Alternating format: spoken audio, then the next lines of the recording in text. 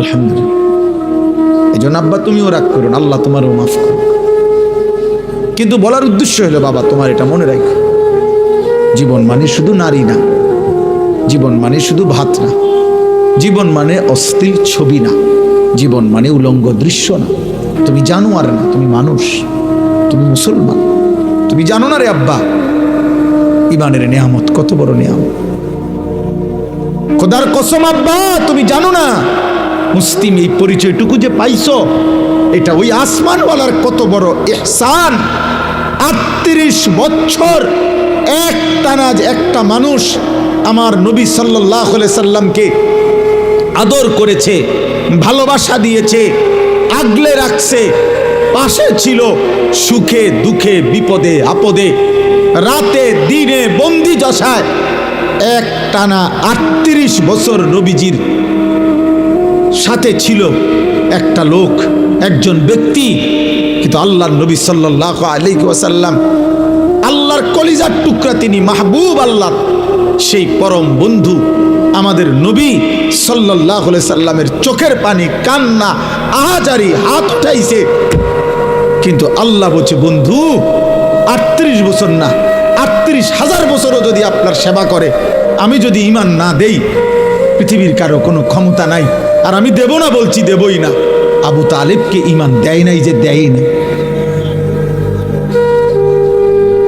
এটার কারণটা কি বলে? কার ইচ্ছা? বলো না আব্বা, তুমি কও। সাংঘাতিক কথা।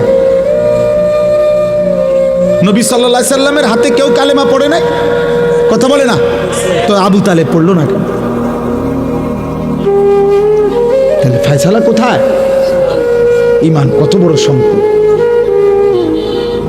কোরআনুল কারীমে সূরা তাওবার মধ্যে আছে, সূরা তাওবার আয়াত বাবা শুনো মনোযোগ দিয়ে। নবী সাল্লাল্লাহু আলাইহি সাল্লামের চাচা আবু তালেব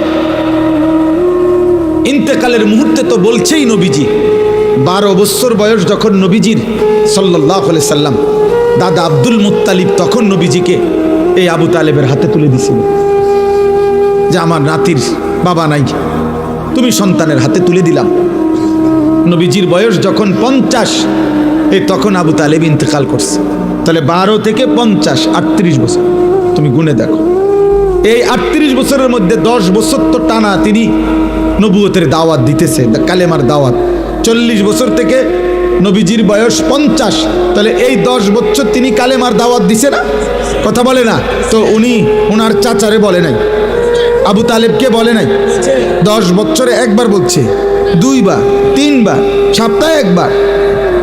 বলেন তো, ভাবেন তো কতবার বলছে। এরপরে 10 বছর পরে আবু তালেবের ইন্তেকাল। বুখারীর রওয়ায়াত, হযরত সাঈদ ইবনুল মুসাইয়াব রাহিমাহুল্লাহ ওনার থেকে বর্ণিত, আল্লাহর নবী সাল্লাল্লাহু আলাইহি সাল্লামের চাচা আবু তালেবের যখন মৃত্যুর সময় হলো, নবীজি তাকে বললেন, ইয়া আম কুল লা ইলাহা ইল্লাল্লাহ কালিমাতান আশহাদু লাকা বিহা ইনদাল্লাহ। চাচা, আপনি লা ইলাহা ইল্লাল্লাহর কালেমাটা শেষবারের মতো বলেন। আপনি একবার বললে আমি আমার আল্লাহর কাছে কিয়ামতের দিন চাচা আপনার জন্য এই কালেমা সামনে নিয়ে সাক্ষ্য দেব। হাদিসের মধ্যে আছে, আবু তালেবের পাশে তখন 2 জন বেঈমান ছিল, একজন আবু জাহেল, আরেকজন উমাইয়া ইবনে খালফ। এই হযরত বেলালের মনিব, যে বেলালকে কষ্ট দিত, এই উমাইয়া বেঈমান। এই 2 বেঈমান পাশে ছিল। হাদিসের ইবারত হলো উমাইয়া ইবনে খালফ, এই বেঈমান তখন আবু তালেবকে বলতেছিল, আতারগাবু আম মিল্লাতি আব্দুল মুত্তালিব। আবু তালেব, তোমার পূর্বপুরুষ আব্দুল মুত্তালিব, তোমার বাবা, তার পৈতৃক ধর্ম মূর্তি পূজার ধর্ম ছেড়ে দিবা? আজ এতদিনের বন্ধুত্ব, তোমার সাথে আমাদের উঠা বসা, সমবয়সী আমরা, আজ বুঝি মৃত্যুর পূর্বে দোস্ত তুমি আমগরে বেইজ্জতি করবা? খোদার কসম, আমি হাত জোড় করে বলি, একটা ছেলেকে বন্ধু নষ্ট করে দেয় বেশি, সমবয়সী। হাদিসের শব্দ, ফালাম ইয়াজাল রাসূলুল্লাহ সাল্লাল্লাহু আলাইহি সাল্লাম ইয়ারিজুহা আলাইহি ওয়াইদুহু তিলকাল মাকালা।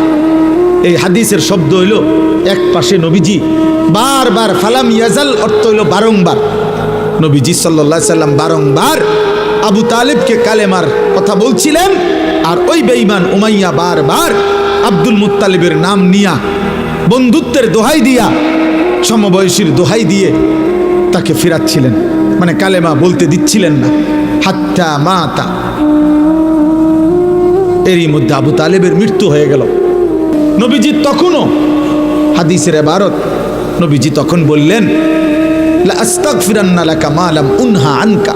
চাচা, আল্লাহ যতক্ষণ পর্যন্ত আমাকে নিষেধ না করবে ততক্ষণ পর্যন্ত আমি আপনার জন্য এবার আমার আল্লাহর কাছে ক্ষমা প্রার্থনা করতে থাকব। আল্লাহ যদি আপনারে মাফ করে দেয়, খোদার কসম, সূরা তাওবা কোরআনুল কারীমের আয়াত আছে। এই নবী যখন এবার হাত তুলছে আল্লাহর কাছে, তখন আল্লাহ পাক আয়াত নাজিল করে বলছে, মা কানা লিন নাবিয়্যি ওয়াল্লাযীনা আমানু আন ইস্তাগফিরু লিল মুশরিকিনা ওয়ালাউ কানু উলি কুরবা মিন বাদি মা তাবায়্যানা লাহুম আন্নাহুম মিন আসহাবিল জাহিম।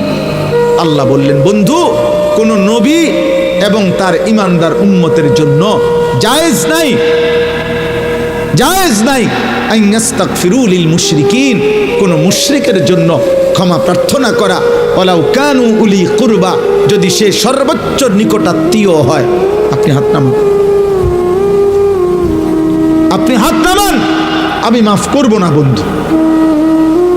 আপনি আচ্ছা একটা মানুষ বলেন, আপনারা বুঝতেছেন যে কার হাত নামাইতে কইছে? উনি কে চিনছেন? কে? হ্যাঁ, আপনি বুঝছেন উনি কি, আল্লাহর কি উনি বুঝছেন বন্ধু? হ্যাঁ, কলিজাটা আল্লাহ মালিকের, এটা কলিজা।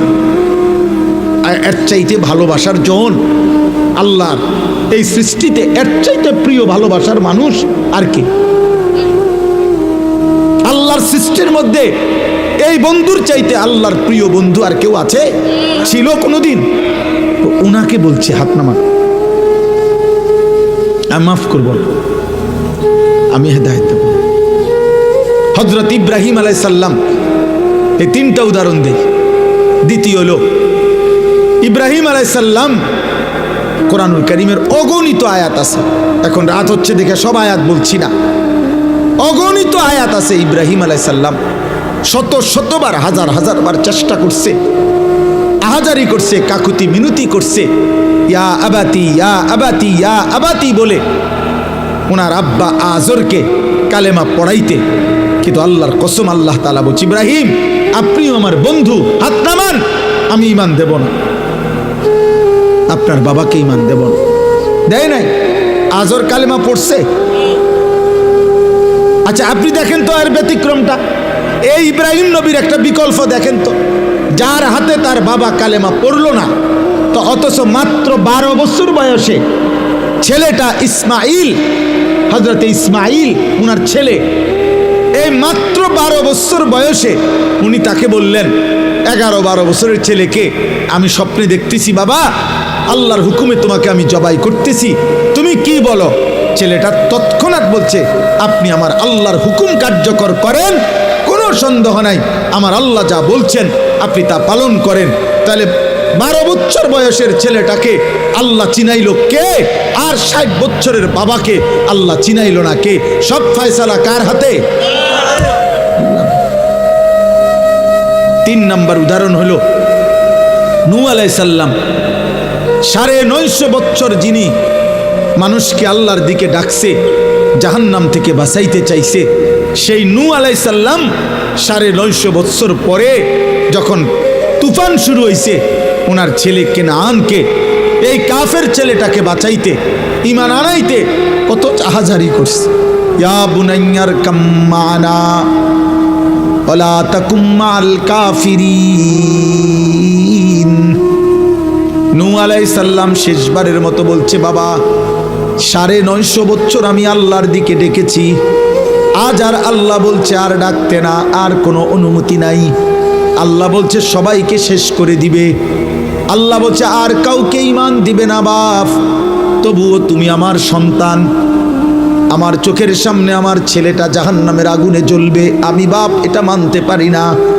এজন্য শেষবারের মতো বলছি, সন্তান আর কোনোদিন কাউকে ডাকবো না, কাউকে বলবো না ইয়া বুনাইয়ার কাম্মানা, তুমি ইমানদারদের সঙ্গী হয়ে পড়ো। ওয়ালা তাকুম মাল কাফিরিন, বেঈমানদের সাথে থাইকো না। এদিকে নূহ নবী আহাজারি করছে, বারবার বারবার বারবার। আসমানওয়ালা রব আল্লাহ বলছে, না বন্ধু, হেদায়েত দেব না। দিছে? তাহলে নূহ নবীর হাতে কেউ কালেমা পড়ে নাই? ইব্রাহিম আলাইহিস সালামের হাতে কেউ কালেমা পড়ে নাই? তো আজর কালেমা পড়লো না কেন?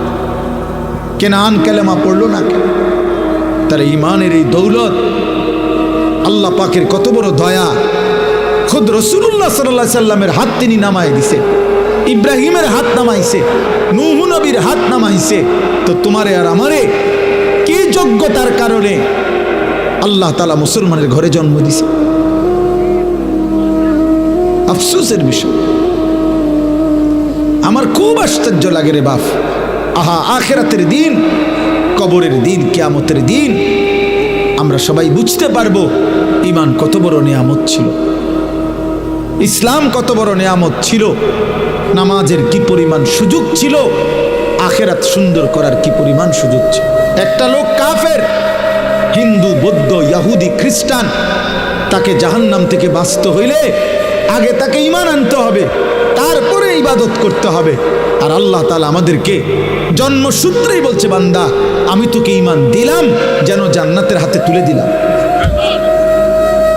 সেই আমরা যদি কদর না করি, আমাদের কাছে যদি এটা কদর না হয়, আর কি হবে? এই জন্য রাত গভীরে, আমি আর লম্বা করতে চাচ্ছি না।